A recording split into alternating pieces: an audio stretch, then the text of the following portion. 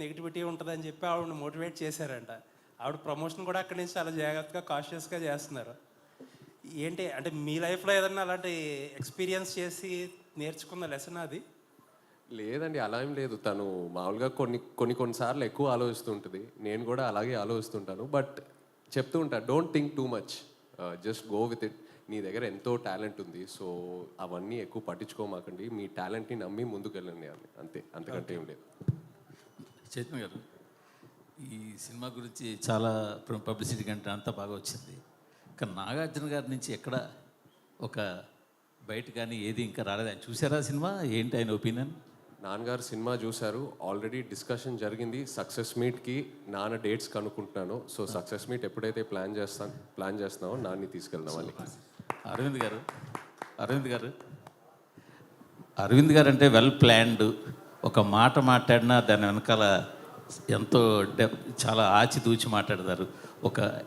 ఒక పని చేసిన ఏ విషయంలోనైనా సరే మీరు అసలు ఎక్కడ ఒక తడబాటు అన్నది ఉండదు.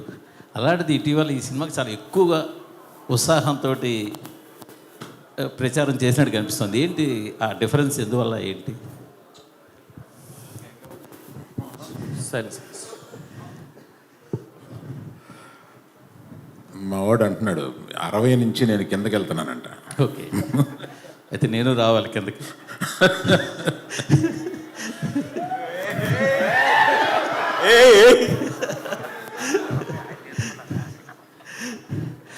కాదు సార్, అంటే మీకు అర్థమైందా మిమ్మల్ని వేసుకున్నారు? అది మాకు కాదు సార్, మాకు ప్రతి ప్రెస్ మీట్లో మామూలే అది మాకు కావాలి, మీకు కొత్తగానే కాదు సార్. మొన్న సరే డ్యాన్స్ చేయడము, సినిమాకి ఎక్కువ చెప్పడం అంతా బాగుంది. కంటిన్యూ 2 సార్లు కొంచెం మాట గబుక్కుని పడిందేమో మీ నోట పొరపాటున.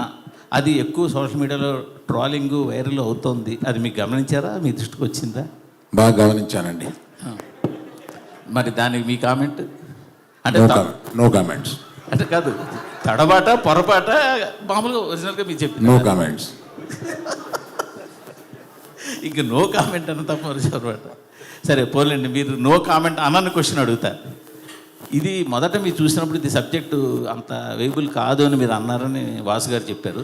తర్వాత దాన్ని మొత్తం రీఫ్రేమ్ చేసి అంతా రీస్ట్రక్చర్ చేసాక సెట్ అయింది అన్నారు. ఫస్ట్ నేను నేరేషన్ విన్నప్పుడు ఫస్ట్ హాఫ్ అదిరిపోయింది, సెకండ్ హాఫ్ డాక్యుమెంటరీ నేచర్లో ఉంది ఇది.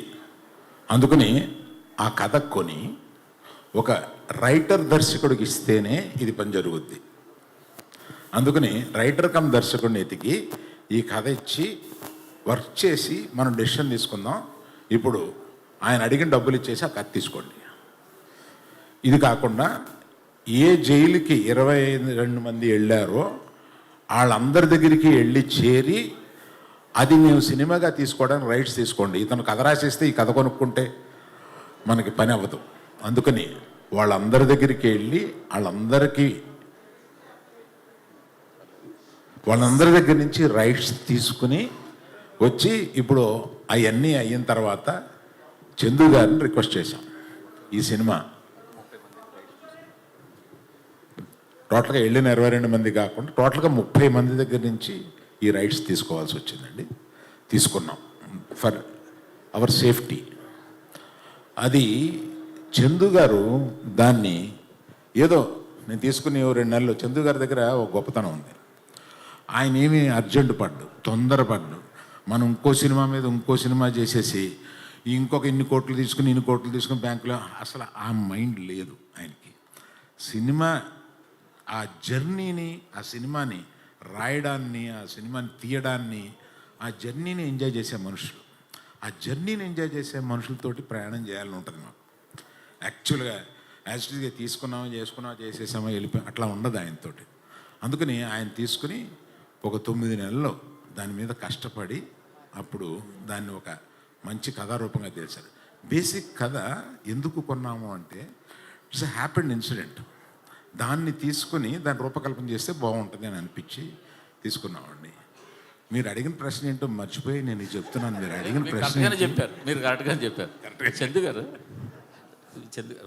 ఓకే, మీరు అందరి ఇన్పుట్స్ తీసుకెళ్ళాము అక్కడ అని అన్నారు.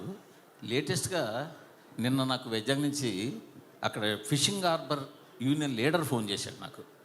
ఏమండి వాళ్ళందరితో మాట్లాడారు, యాక్చువల్గా వాళ్ళ ఫైట్ వెనకాల ఉన్నది మేము వాళ్ళని తీసుకుని వెళ్ళి గుజరాత్ వెళ్ళి అక్కడ ఢిల్లీ వెళ్ళి పోరాటం చేసి మోపిదేవి వెంకటరమణ గారిని కలిసి జగన్ గారిని కలిసి ఫైట్ చేసి తీసుకొచ్చాము. తీసుకొచ్చిన తర్వాత వాళ్ళకి 5 లక్షల చొప్పున గవర్నమెంట్ నుంచి సాయం అందేలా చేసాము.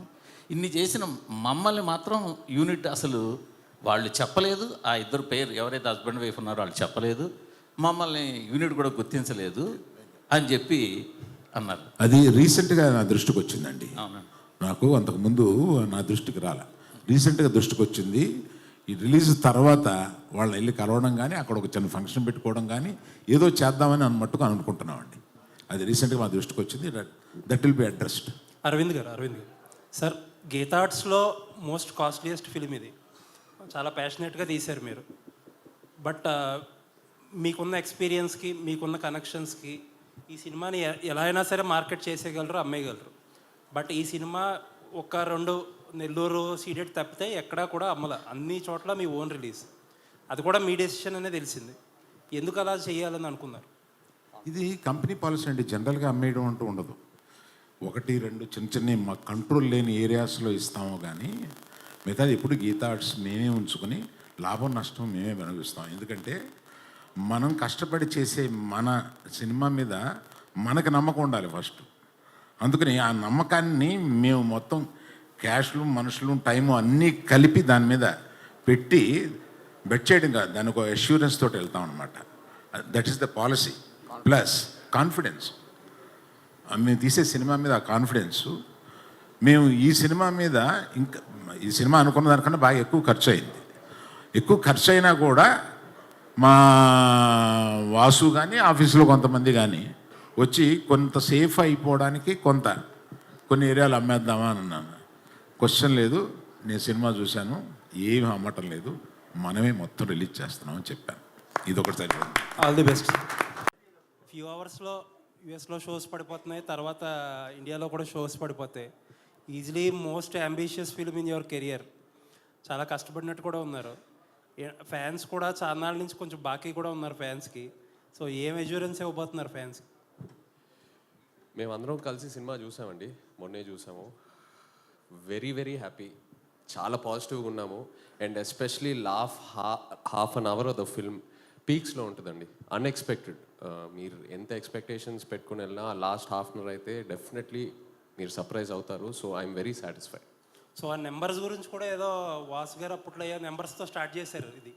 ఈ సినిమా ప్రమోషన్సే నెంబర్స్తో స్టార్ట్ చేశారు, 100 crores అది ఇది అని. సో ఇప్పుడు మీరు ఒక మాట చెప్తే బాగుంటుంది.